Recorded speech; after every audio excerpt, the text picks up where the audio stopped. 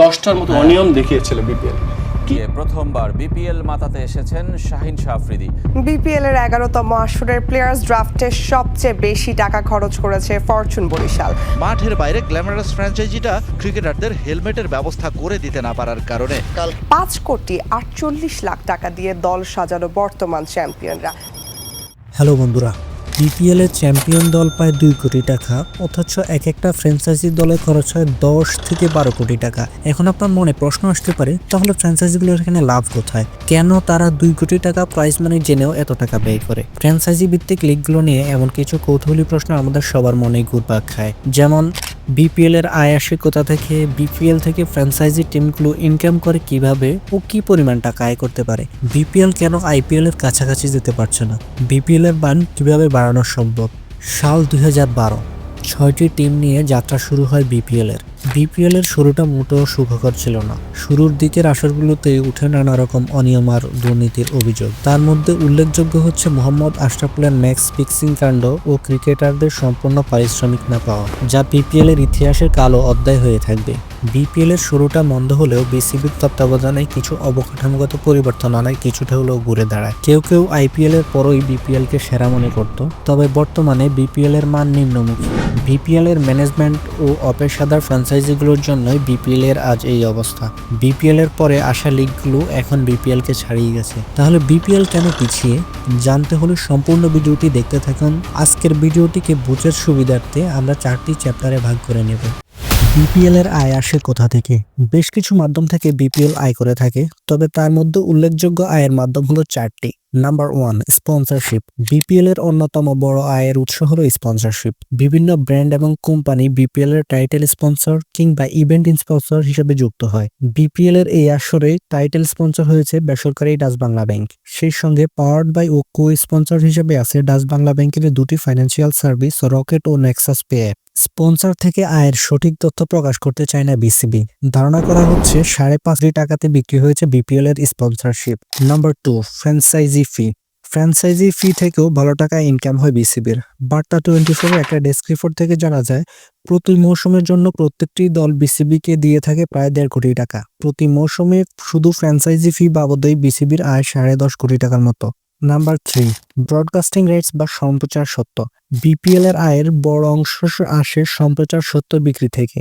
Broadcasting rights থেকে কত আয় হয়েছে তা সঠিকভাবে বলা যাচ্ছে না, তবে ইন্টারনেটের কিছু তথ্য অনুসারে বলা যায় গত 3 বছরের জন্য সম্প্রচার সত্ত্ব বিক্রি হয়েছে 105 কোটি টাকায়, যা প্রতি মৌসুমে 35 কোটি টাকা করে পড়ে। And number 4, ticket sale. Ticket বিক্রি করেও আয় করে থাকে বিসিবি।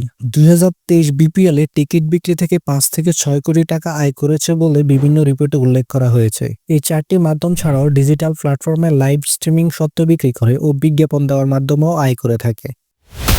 বিপিএল থেকে ফ্র্যাঞ্চাইজি টিমগুলো ইনকাম করে কিভাবে ও কি পরিমাণ টাকা আয় করতে পারে? ফ্র্যাঞ্চাইজিগুলো সবচেয়ে বেশি আয় করে থাকে স্পন্সরশিপ থেকে।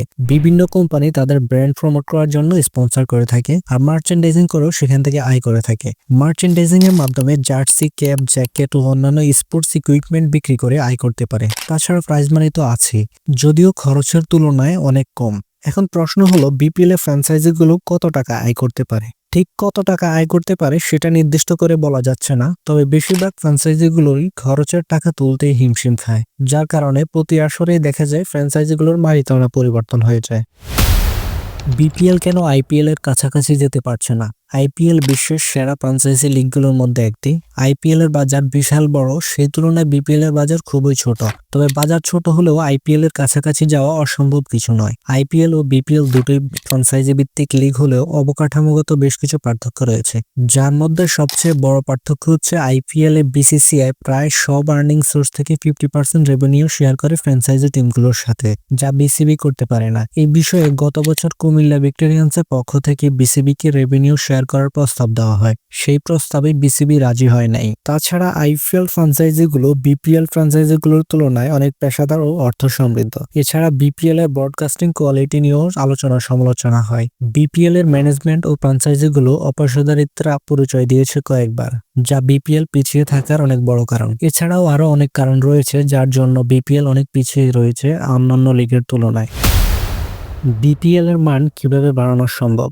আমার মতে বিপিএল এর মান বাড়াতে হলে বিপিএল এর ফ্র্যাঞ্চাইজিগুলোর মধ্যে প্রতিযোগিতামূলক মনোভাব তৈরি করতে হবে, আর সেটা করতে হলে আইপিএল বা অন্যান্য লিগগুলোর মতো রেভিনিউ শেয়ার করার পদ্ধতি চালু করতে হবে। কেননা ফ্র্যাঞ্চাইজিগুলো এখানে আসে বিজনেস করার জন্য। তারা যদি তাদের ইনভেস্ট করা টাকা তুলে নিতে না পারে তাহলে তারা শুধু শুধু কেন এখানে আসবে? এই কারণে বিপিএল এর টিমগুলোর মালিকানা প্রতি বছরে পরিবর্তন হতে দেখা যায়। তাছাড়া ফ্র্যাঞ্চাইজিগুলোকে আরো পেশাদার হতে হবে। মাঝে মাঝে ক্রিকেটারদের দেখা যায় দলীয় হেলমেট, প্যাড এসব থাকে না। এগুলো বিপিএল এর মান দিন দিন নিচের দিকে নামিয়ে দিচ্ছে।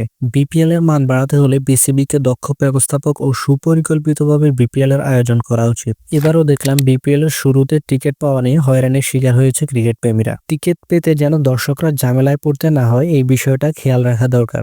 বিপিএল এর মান বাড়াতে হলে দরকার উন্নত ব্রডকাস্টিং ও আকর্ষণীয় গ্রাফিক্সে তেমন নতুনত্ব দেখা যায় না, সাদামাটা গ্রাফিক্সের ব্যবহারই দেখে থাকি। বিপিএল এর জনপ্রিয়তা বাড়াতে হলে ফ্র্যাঞ্চাইজিগুলোকে বিশ্বমানের ক্রিকেটারদের আনতে হবে। এর জন্য ফ্র্যাঞ্চাইজিগুলোর বাজেট বাড়ানো, প্লেয়ারদের পর্যাপ্ত সুযোগ সুবিধা দেওয়া ও সময় মতো পারিশ্রমিক দেওয়া নিশ্চিত করা জরুরি। তাছাড়া বিপিএল এর ব্র্যান্ড ভ্যালু বাড়াতে হলে ভালো মানের বিজ্ঞাপন ও প্রচারণা চালানো জরুরি।